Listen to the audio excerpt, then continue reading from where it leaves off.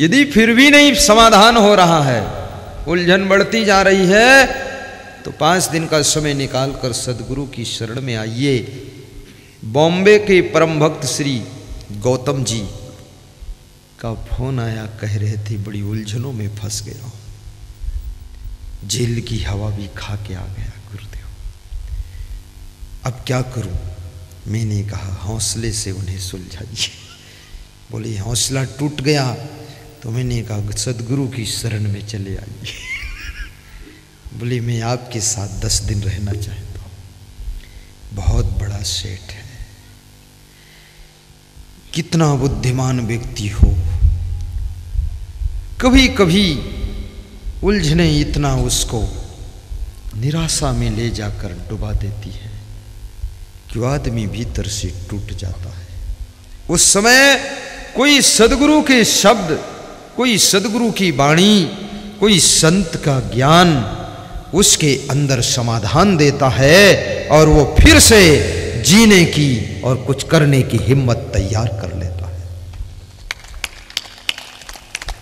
घबराना मत, उलझने घेर ले सब तरफ से तुम्हें, हौसले से उन्हें आप सुलझाइए, हौसले से उन्हें आप सुलझाइए।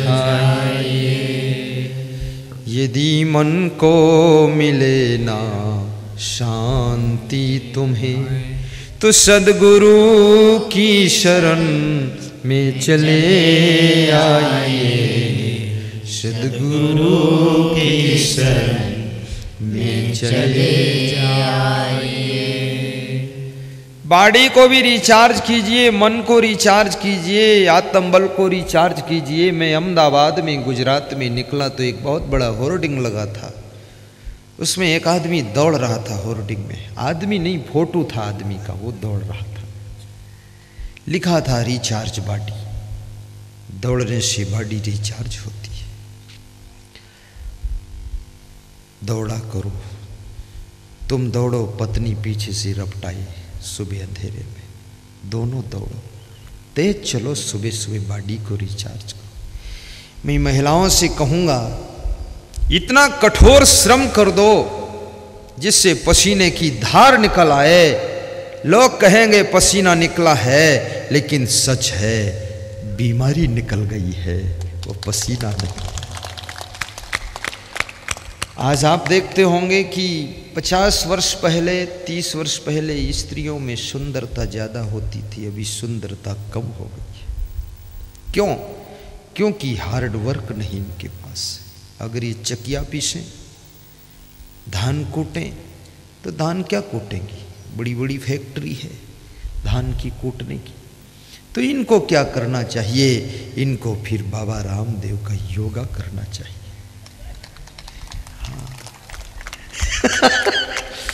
कितनी स्त्रियां गेहूं तो नहीं पीसती पर दांत पीसती रहती दिन भर, बहुत नाराज होती है। कितनी स्त्रियां धान नहीं कूटती हैं, अपने बच्चों को कूट देती है। कूटने की आदत गई नहीं है। वो संजय कुमार गभेल योगा सिखाते हैं, बहुत अच्छी भाषा में बोलते संजय।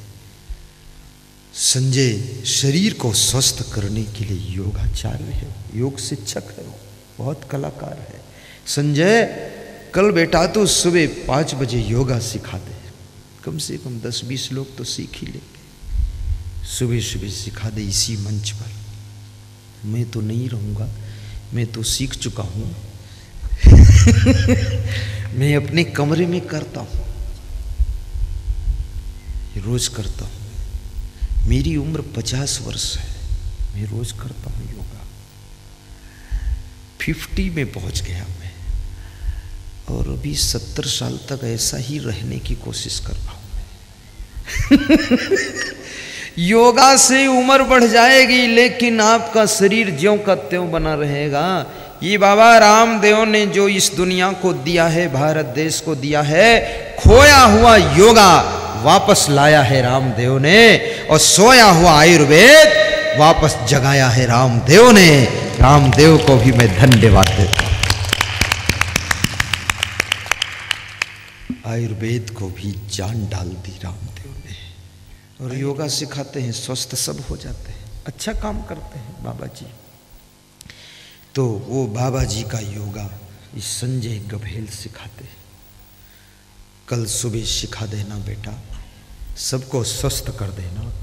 शरीर तो योगा से स्वस्थ होगा, और ये मन सत्संग और ज्ञान भक्ति से स्वस्थ होगा, और तन और मन स्वस्थ हो तो आत्मा फिर मस्त होगा, कोई दुख नहीं होगा, आनंद ही आनंद होगा। वो संजय गभेल मुस्करा रहा है, और मेरे जैसा तिलक भी लगाया है। ऐसा लगता है वो ज़्यादा प्रमोशन करेगा तो पत्नी को छोड़ के मेरे जैसा हो जाएगा। उसकी वो पत्नी है, वो क्या नाम है उसका, है सुनीता, वो फिर सुनने भी नहीं आएगी सुनीता। नहीं तेरा पति जाएगा नहीं, तो टेंशन मत लेना फालतू। मैं उल्टा भी मंत्र पढ़ देता हूँ, फिर पत्नी के पास पहुँचाता हूँ। कई लोग मेरे पास आते हैं कि साधु बन जाऊंगा, फिर उल्टा मंत्र पढ़ता हूँ, फिर पत्नी में जाता है। वहीं रहो, क्योंकि किसी की कच्ची गृहस्थी को बिगाड़ने भी मत दो। साधु बनना है, थोड़ा रुक जाओ 10 साल और फिर बन जाना। साधु बनना तो ठीक है, लेकिन थोड़ा रुक जाओ। कच्ची गृहस्थी बिगड़ना चाहे, दुख ना हो, क्योंकि इनको भी बहुत प्रेम है, श्रद्धा है, हमसे बड़ी आस है, तो गुरुदेव से कोई पीड़ा ना हो। इसलिए हम तुम्हारा सबका ख्याल रखेंगे। तुम पतियों की टेंशन मत करना, इनको हम उल्टा मंत्र पढ़ के फिर पहुंचाएंगे तुम्हारे पास। ये सब आपकी सेवा करेंगे। साहिब बताइए, वो संजय गभेल खुश है कि अब अच्छा है, मैं ठीक है, बहुत अच्छा आदमी। ये बड़ा प्यारा गांव है। मेरी बड़ी इच्छा थी बुंदेली में आने की, बहुत दिनों से इच्छा थी कि कब बुंदेली जाऊंगा। आज वो इच्छा मेरी पूर्ण हो गई। तो नंबर 1 उद्योगम, आलस्य में मत रहो, निराशा में मत डूबो, कुछ काम करो, कुछ काम करो, न रहो न निराश करो मन को, जग में रहकर कुछ काम करो। ये जन्म हुआ किस अर्थ हो, समझो जिससे कि व्यर्थ न हो, संभलो कि सुयोग न जाई चला, कब व्यर्थ हुआ सदुपाय भला। गुरुवर हैं अवलंबन को, न रहो न निराश करो मन को, कुछ काम करो, कुछ काम करो, जग में रहकर कुछ नाम करो, कुछ नाम करो। इतना नाम पैदा करो कि आपके नाम से आपके गांव की पहचान हो, आपके नाम से आपके माँ बाप की पहचान हो, आपके नाम से आपकी फैमिली की पहचान हो। इतना नाम पैदा करो। अभी मेरे पास में सुनील पटेल रायगढ़ के भगवानपुर गांव के उनके मामा मामी यहाँ आए हैं। वो मामा मामी गुरु मंत्र लेना चाहते हैं, रायगढ़ से आए हैं। तो जब यहाँ प्रणाम करने आए तो उन्होंने कहा हम सुनील पटेल के मामा हैं, और स्त्रियों ने कहा हम सुनील पटेल की मामी हैं। हमने कहा वो भगवानपुर रायगढ़ वाले। अभी केवल 1 साल भी नहीं हुआ है और उस आदमी ने इतना भक्ति में स्थान प्राप्त किया है कि उसके नाम से लोग अपना परिचय बताते हैं, क्योंकि वो मेरे दिल में बस गया। सुनील पटेल, उसने इतनी श्रद्धा भक्ति समर्पित किया कि लोग जानते हैं कि गुरुदेव सुनील पटेल को अच्छी तरह जानते हैं, मानते हैं, तो उसके नाम से अपनी पहचान बताते हैं। मैं आपसे भी कहूँगा, आपके नाम से आपके माँ बाप की भी पहचान हो, आपके नाम से आपके ग्रामवासियों की पहचान हो, आपके नाम से आपके बेटों की पहचान हो। इतने अच्छे बाप बनना कि बेटे आपका नाम लेकर अपना परिचय दें, इतने अच्छे बेटे बनना कि आपका बाप भी आपका नाम लेकर अपना परिचय दे कि मैं उनका बाप हूं, तब उसको सम्मान मिले। ऐसे बाप और ऐसे बेटे, ऐसी बहू और ऐसी सासू, ऐसे गुरु और ऐसे शिष्य बन जाना जिससे कि आपके नाम से उनकी पहचान हो।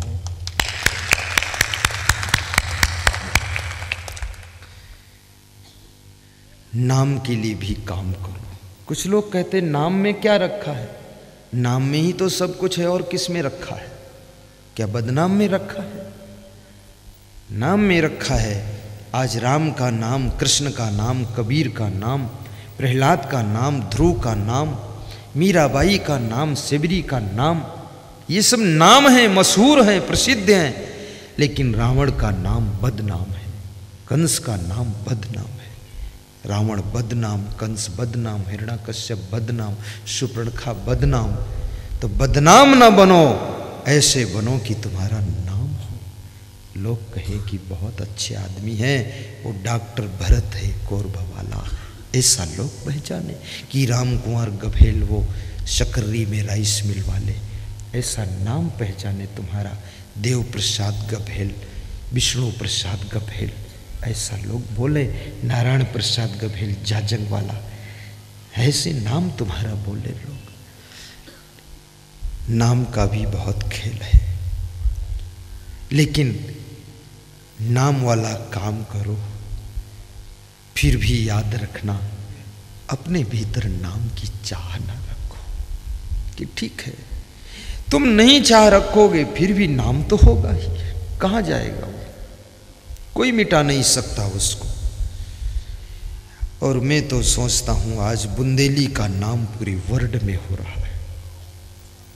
अभी मेरे पास में गुजरात से फोन आया था कि आज आप बुंदेली में प्रवचन कर रहे हैं। हमने कहा तुमने कैसे जाना? अरे बोले टीवी बता रही बुंदेली छत्तीसगढ़ जांजगीर जिले में आप हैं। तो हमने कहा धन्य हो, अमेरिका के लोग भी बुंदेली का नाम पढ़ रहे हैं।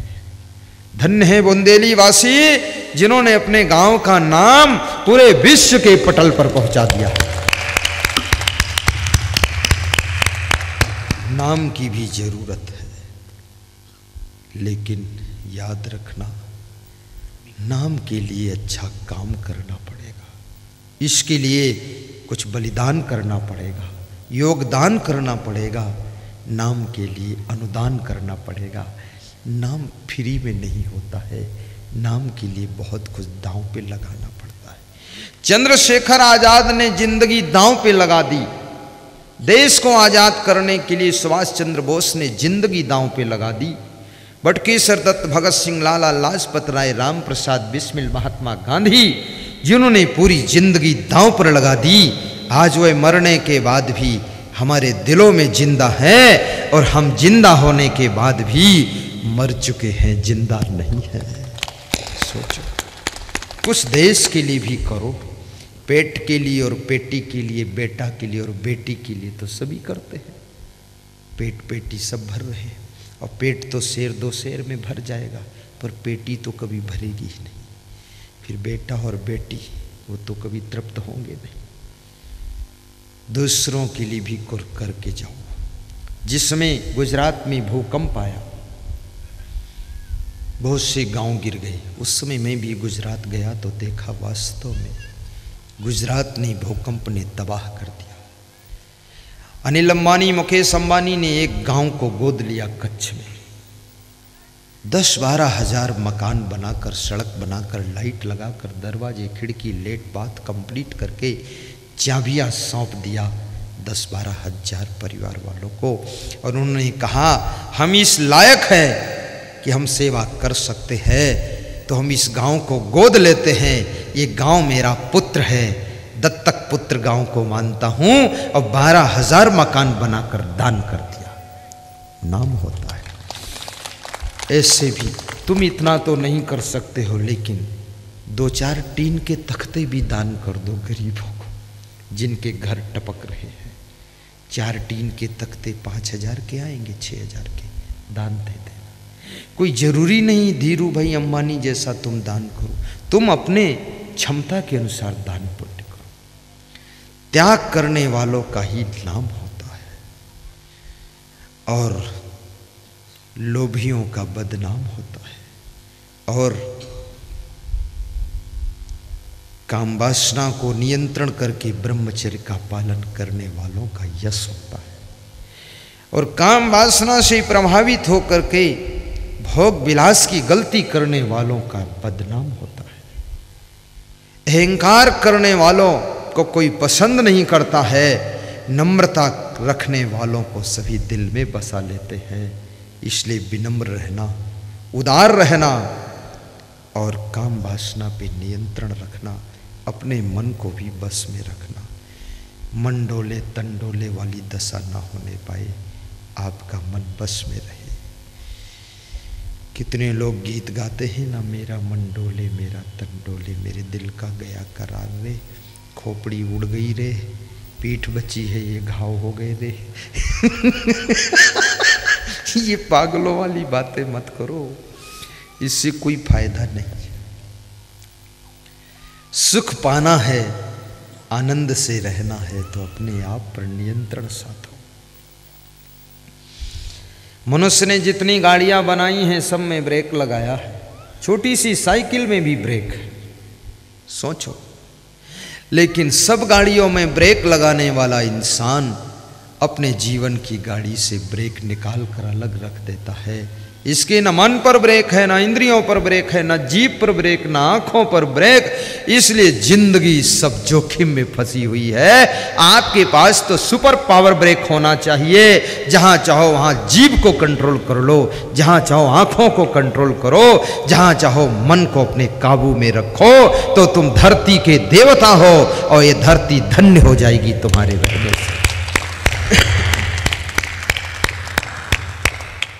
घर ही में तीर्थ बनैबै, मंदिर हम काहे को जैबै। घर ही में तीर्थ बनैबै, मंदिर हम काहे को जैबै। संतन के सत्संग तीर्थ में, संतन के सत्संग तीर्थ में, मली मली दाग छोड़ैबै, मंदिर हम काहे को जैबै। सब गाओ। मली मली दाग छोड़ैबै, मंदिर हम काहे को जैबै। घर ही में तीर्थ बनैबै, मंदिर हम काहे को जैबै। माता पिता की सेवा करी के, माता पिता की सेवा करी के, कोटि न तीर्थ फल पैबै, मंदिर हम काहे को जैबै। कोटि न तीर्थ फल पैबै, मंदिर हम काहे को जैबै। घर ही में तीर्थ बनैबै, मंदिर हम काहे को जैबै। घर ही में तीर्थ बनैबै, मंदिर हम काहे को जैबै। सासु को गौरा ससुर महादेवा, सासु को गौरा ससुर महादेवा। स्वामी को ईश्वर बनैबै, मंदिर हम काहे को जैबै। स्वामी को ईश्वर बनैबै, मंदिर हम काहे को जैबै। घर ही में तीर्थ बनैबै, मंदिर हम काहे को जैबै। घर ही में तीर्थ बनैबै, मंदिर हम काहे को जैबै। कहाई कबीर सब अवगुण तजी के, कहाई कबीर सब अवगुण तजी के। जीवन सफल बनैबै, मंदिर हम काहे को जैबै। जीवन सफल बनैबै, मंदिर हम काहे को जैबै। घर ही में तीर्थ बनैबै, मंदिर हम काहे को जैबै। घर ही में तीर्थ बनैबै, मंदिर हम काहे को जैबै। आपका घर मंदिर जैसा पावन रहे। आज आदमी बहुत गिर चुका है नियम, शुद्धता, पवित्रता से। चप्पल पहनकर, जूते पहनकर तुम मंदिर में नहीं जाते हो, और जूते चप्पल पहनकर न जाने कितना गोबर गंदगी लगी है। अपने रसोई घर में, किचन में जाकर भोजन खाते हो, जूते नहीं उतारते। ये पैरों के मोजे उतार दो, जूते उतार दो, इनमें थोड़ी हवा लगने दो। आज एक फार्मूला बताता हूं। पैर धो करके भोजन करने से, जठराग्नि, हाथ पैर धोकर थोड़ा मुंह धोकर खाने से जठराग्नि 10 गुनी प्रज्वलित हो जाती है। फिर खाया हुआ भोजन जल्दी हजम होता है। नंबर 2, भोजन करने के बाद तुरंत पेशाब जाने से कभी गुप्त रोग आपको नहीं होंगे। ये निःशुल्क फार्मूला बता दिया हूं, इसका प्रचार करना, लेकिन आलसी व्यक्ति इसको नहीं कर सकता है। वो खाएगा फिर तुरंत लेट जाएगा, बोले अब कौन जाए तो फिट काम है। आज करीब करीब 35 वर्ष से मैं इस नियम का पालन करता हूं। 35 वर्ष से कोई गुप्त रोग आपको नहीं हो सकता है। विशेष फार्मूला, इस सारंगधर संहिता बहुत बड़े आयुर्वेद शास्त्र का फार्मूला है। और सुबह सुबह मूली, गाजर, अमरूद, जामफल, केला, चुकंदर, थोड़ा सा कच्चा केला नहीं, पका हुआ, चबा चबा कर खा लेना। 1 घंटे तक फिर कुछ मत खाना। पेट में कैसी भी कब्जियत हो सब निकाल कर बाहर कर देगा। और 7 दिन चाय ना पीना तो पेट की कॉन्स्टिपेशन संबंधी बीमारी खत्म होगी। चाय से कॉन्स्टिपेशन होता है। चाय और ये मिक्सचर जो आता ना, ज़्यादा नमकीन, ये भी खाने लायक नहीं, तो सब बासी है, पैकिंग में बासी। रोटी, हरी सब्जी, दाल, चावल खाइए। बहुत ज़्यादा टमाटर भी मत खाइए, अन्यथा आपको किडनी में स्टोन हो जाएगा और एसिडिटी बीमारी बढ़ जाएगी। कोई चीज़ को ज़्यादा मत खाना। और देसी पपीता 1 रोज खा लो 15 दिन तक, फिर बंद कर दो, तो पेट के सारे रोगों का विनाश कर देगा। यस्य पिता नास्ति तस्य पिता पपीता, जिसका पिता ना हो उसका पिता पपीता है।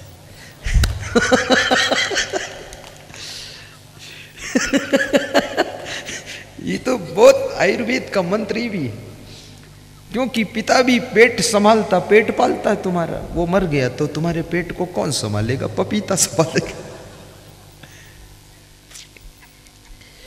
और भोजन करते समय एक एक लम्हे का स्वाद लीजिए, एक एक टुकड़े को चबा चबा कर खाइए। संभव हो सके जहां तक भोजन करते समय बात ना करो, मोबाइल से भी बात ना करो, टीवी मत देखो, बीबी को भी मत देखो, किसी को मत देखो, बस खाली भोजन की थाल देखो, निकाल के खाओ। पति को भी मत देखो, फिर बात करेंगे, बात को कहाँ तक बात करेंगे? सारी जिंदगी बात में चली गई। थोड़ा खाने दो प्रेम से, चबा चबा कर खाओ। सोने के पहले भी बात बंद कर दो, बस बिस्तर पर सोइए। दाम्पत्ये कलहो नास्ति श्री स्वयं आगता। जिनके दंपति जीवन में कभी लड़ाई झगड़ा नहीं होता है, चाणक्य कहते हैं उनके घर में लक्ष्मी स्वयं आकर निवास करती है। मूर्खा यत्र न पूज्यन्ते धान्यम यत्र सुसंचितम। जिनके घरों में मूर्खों का सम्मान नहीं होता, अन्न के एक एक दाने का अपमान नहीं होता है, जो अन्न के दाने को संभाल कर रखते हैं, जितना खाना है उतना लेते हैं, फेंकते नहीं।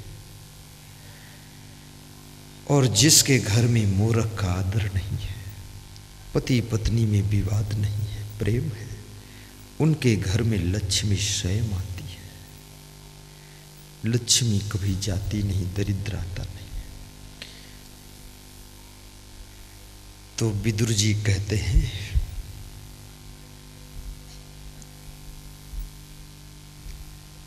कि संयम हो, मन इंद्रियों पर संयम हो।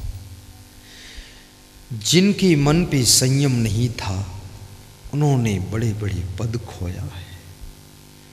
जिन्होंने इंद्रियों पर संयम नहीं किया उन्होंने बड़ा बड़ा सम्मान खोया है। सम्मान पाकर वापस हो गया, पद पाकर वापस हो गया। और जिनके संयम नहीं है उन लोगों ने धन पाकर भी धन खोया है, धन भी गया। संयम रखना, कभी लोभ अंदर आए लोभ के ऊपर कंट्रोल करो, वासना जगे तो कंट्रोल करो, संयम हो। संयम की कितनी जरूरत है। सीता जी जब तक लक्ष्मण रेखा के अंदर थीं तब तक सीता जी खुश थीं। लक्ष्मण रेखा को लांघ जाती है, सीता जी का रोना शुरू हो जाता है। याद रखना, संयम नियम की रेखा, मर्यादा की रेखा, यही तो लक्ष्मण रेखा है। इसके अंदर रहोगे सदा खुश रहोगे, इस रेखा को लांघ जाओगे जिंदगी रोते रोते बिताओगे।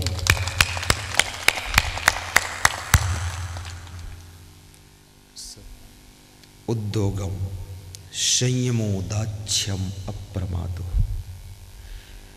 और जो दक्ष है, दक्ष माने जिसमें कुशलता है, पारंगता है, प्रवीणता है, जो तत्परता रखता है, आलस्य नहीं है, हर कार्य को वक्त पे पूरा करना जानता है, उसकी सदैव उन्नति होती रहती है। जो लापरवाही टाल मटोल नहीं करता है, दाक्ष्यम अप्रमादो, जिसके पास में प्रमाद नहीं है। प्रमाद मतलब असावधानी नहीं है, सावधान रहता है। बिजनेस के लिए, राजनीति के लिए, समाज के लिए, परिवार के लिए हर वक्त सावधान रहकर डिसीजन लेता है, उस व्यक्ति की सतत उन्नति होती रहती है, जरा भी लापरवाही नहीं बरतता है। अप्रमादो धृति स्मृति, और जिसके पास में धैर्य है, जो कठिन परिस्थितियों में भी घबराता नहीं है, हिम्मत नहीं हारता है। हिम्मत चाहिए इंसान को हैरानी में, बना हुआ काम बिगड़ जाता है नादानी में, बना हुआ काम बिगड़ जाता है नादानी में। जिसका धैर्य ताजा रहता है, साहस ताजा रहता है। और स्मृति, जिसका मेमोरी पावर जबरदस्त है, याद शक्ति जिसकी जोरदार है। स्मरण शक्ति को भी बढ़ाओ। ये तुमको सब कुछ भूल जाता है, ये बहुत गड़बड़ है, कुछ याद ही नहीं रहता है। मेरा सत्संग एक बार था उत्तर प्रदेश में, किसी शिक्षक के यहाँ, तो कह रहा था कि क्षमा करना, सामान तो जो लिस्ट में लिखा गया वो सब आ गया है, लेकिन हम पति पत्नी दोनों भुलक्कड़ हैं। संत लोग सामान मांगेंगे, हम दे नहीं पाएंगे टाइम पर, तो संतों से कह देना संतोष कर लेंगे, क्योंकि हम भूल जाते हैं। तुमने कहा इतना क्यों बोलते शिक्षक जी? तो बोले क्या करें, सब कलेश कलेश टेंशन में दिमाग कट गया। कितनों का दिमाग कट गया है, इतना टेंशन क्यों लेते हो? टेंशन करने से स्मरण शक्ति घटती है, अधिक सोचने से स्मरण शक्ति घट जाती है, चिंता करने से मेमोरी पावर कम हो जाता है, और अस्वस्थ रहने से मेमोरी कमजोर हो जाती है, गहरी नींद न सोने से स्मरण शक्ति कम हो जाती है। और मैं आपको बताऊं, पानी कम पीने से स्मरण शक्ति कम हो जाती है, भोजन अधिक खाने से स्मरण शक्ति कम हो जाती है, और ठोस ठोस खाने से सब भूल जाता है, कुछ याद नहीं रहता है। इसलिए कम खाना, पानी ज़्यादा पीना और थोड़ा हंस लेना। हंसने से आपका माइंड रिचार्ज हो जाता है।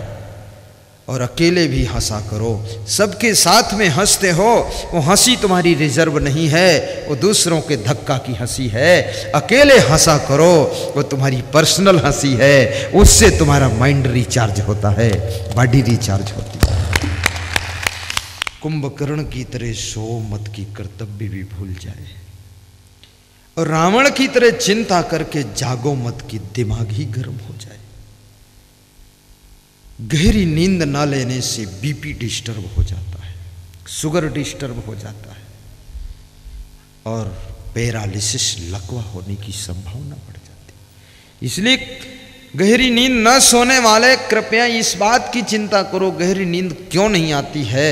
इसके लिए योगा कीजिए, सवेरे 3 किलोमीटर लंबी चाल में चल दीजिए, इसके लिए नंगे पांव थोड़ा चल दीजिए, पानी ज़्यादा पीजिए, भोजन कम खाइए, पेट का डाइजेशन सिस्टम कंप्लीट रखिए और जोर से हंस दीजिए, बॉडी रिचार्ज होगी, एंडोर्फिन्स केमिकल बनेगा, गहरी नींद आएगी, तुम स्वस्थ रहोगे और मस्त रहोगे। खुशियों का कोई कारण नहीं होता, दुख का कारण होता है। खुश रहने का स्वभाव बना लो तो स्मृति, आपका मेमोरी पावर बढ़ना चाहिए। जिस समय अमेरिका में रूजवेल्ट व्हाइट हाउस में राष्ट्रपति बन करके बैठे तो उनके फ्रेंड का नाम था जिम फार्ले।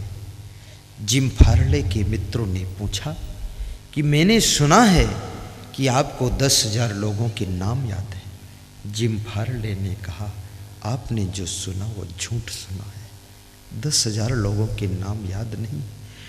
तो फिर क्या सच है, कितने लोगों के नाम याद है? 2,000 लोगों के? बोले नहीं जी, मुझे 50,000 लोगों के नाम याद है, ये सच है। ये नाम याद करने की कला से, मेमोरी पावर से, रूजवेल्ट के चुनाव में राष्ट्रपति पद के लिए मैंने प्रचार किया था पूरे अमेरिका में, जिससे मैंने उनको व्हाइट हाउस में राष्ट्रपति बनाकर बिठाया है। मेमोरी पावर का कमाल एक अलग ही होता है। इसलिए आपकी याद शक्ति भी बढ़नी चाहिए। आप भुलक्कड़ मत बनो, अन्यथा तुम्हारे लक्ष्यों में, योजनाओं में फेलिंग आएगी। स्मरण शक्ति हाई होना चाहिए। इसके लिए स्वस्थ भी रहो, थोड़ा फल खा लिया करो, कभी कभी चना चबाया करो, भुने चना होते हैं, हफ्ते में 5 दिन चबाओ, ऊपर से दूध पी लिया करो, थोड़े नमक के साथ चबाओ, ठीक से चबाओ, ऐसे खुड़खुड़ा के मत निकल जाना, मेरे पेट में दर्द होगा। उससे बहुत चीजें मिलेंगी आपको। अगर एलर्जी ना हो तो चबाना, गारंटी के साथ। नंबर 1, बाल जल्दी नहीं पकेंगे। नंबर 2, बुढ़ापे में भी चेहरे पर चमक रहेगी। और नंबर 3, हष्ट पुष्ट शरीर रहेगा। चना तो बहुत फायदा करता। कभी कभी चने की रोटियां भी खाना, चने की दाल भी खाना, और कभी कभी थोड़ा व्रत भी रह लेना। और बुराइयों का व्रत तो पूरा रह लो। मांस मछली का व्रत, मुर्गा अंडा का व्रत, दारू का व्रत, गाली गलौज का व्रत, ये अखंड व्रत ले लो कि कभी इसको नहीं करूँगा, ये तो पूरा व्रत लेना चाहिए। बाकी दाल चावल का भी थोड़ा व्रत कभी कभी लो। मैं तो निवेदन करता हूँ, 1 मुट्ठी चावल कम खाने का व्रत ले लो रोज। आधी मुट्ठी सुबह, आधी मुट्ठी शाम कम खाओ। 1 रुपये का चावल कम खाओगे तो 365 दिन में 365 रुपये की बचत होगी। और ये 3,000-4,000 लोग बैठे हैं तो 4,000 लोगों से 4,000 रुपये की डेली बचत होगी। तो 30 दिन में 4 × 12, 1,20,000 की बचत होगी। और 12 महीना में 12 बरहिया में 144, 14,40,000 की बचत होगी। तो 14 लाख में तो हमको तुम 14 बार बुला सकते हो, प्रोग्राम करा सकते हो, होर्डिंग लगा सकते हो कि आधी मुट्ठी चावल की बचत का प्रोग्राम चल रहा है, आइए सुनिए, आनंद लीजिए। लेकिन तुम 1 मुट्ठी और ज़्यादा खाते हो। ये मेरे नाम से व्रत ले लो। अभी एक वो माता जी बैठी है अंबिकाबाई देवांगन, सिवनी गांव से। उसने मेरे नाम से व्रत लिया और एक मिट्टी का मटका उसमें गल्ला गोलक बनाया और थोड़ा थोड़ा बचाकर उसमें कुछ कुछ डालती गई तो उसमें उसका दान कितना निकला, 3400 रुपये दान निकला, थोड़ा थोड़ा। तो बोलती है कि हम कोई नशा नहीं करते हैं, थोड़ा भोजन भी कम खा लेते हैं, धर्म प्रचार के लिए आपको बचा करके गोलक में डालकर दान दिए। ये सबसे बड़ा दान है कि अपने खर्चे में, अपनी भूख में भी कटौती करके दान देना। ये साधारण दान नहीं, बहुत बड़ा दान है। आप दानी बने, निर्माणी बने, आप महान बने, ऐसी मेरी शुभकामना है। आपकी मेमोरी शक्ति भी तेज हो, आपको भूले ना, सब याद रहे। और मैं आपसे कहूँ एक बात याद शक्ति बढ़ाने वाली, एक श्लोक रोज याद किया करो तो ये दिमाग आलसी नहीं बनेगा, इसमें याद करने की ताकत रहेगी। दिमाग से काम कम लोगे ना तो ये बड़ा भोंदू बन जाता है। इस पर लोड डालो, जोर डालो। सरसत के भंडार की बड़ी अपूर्व बात, जो खर्चे त्यों त्यों बढ़े, बिन खर्चे घट जाते। इस बुद्धि को जितना खर्च करो उतना बढ़ती है, और खर्च ना करो तो ये बुद्धि बुद्धू बन जाती है। इसलिए इसको खर्चा भी कीजिए, थोड़ा याद करो, जोर डालो इसके ऊपर। मैं तो कहीं दीवार में श्लोक लिखा होता तो वही याद करता हूँ। लोग सोचते कैसे याद होगा, हमने कहा भी ऐसे याद होगा, तुरंत याद होगा। क्यों नहीं याद होगा? दिमाग पे जोर डालता हूँ, 3 बार पढ़ता हूँ, खट याद हो जाता है। और डर जाऊँ तो फिर क्या याद होगा? जोर डालो दिमाग पे।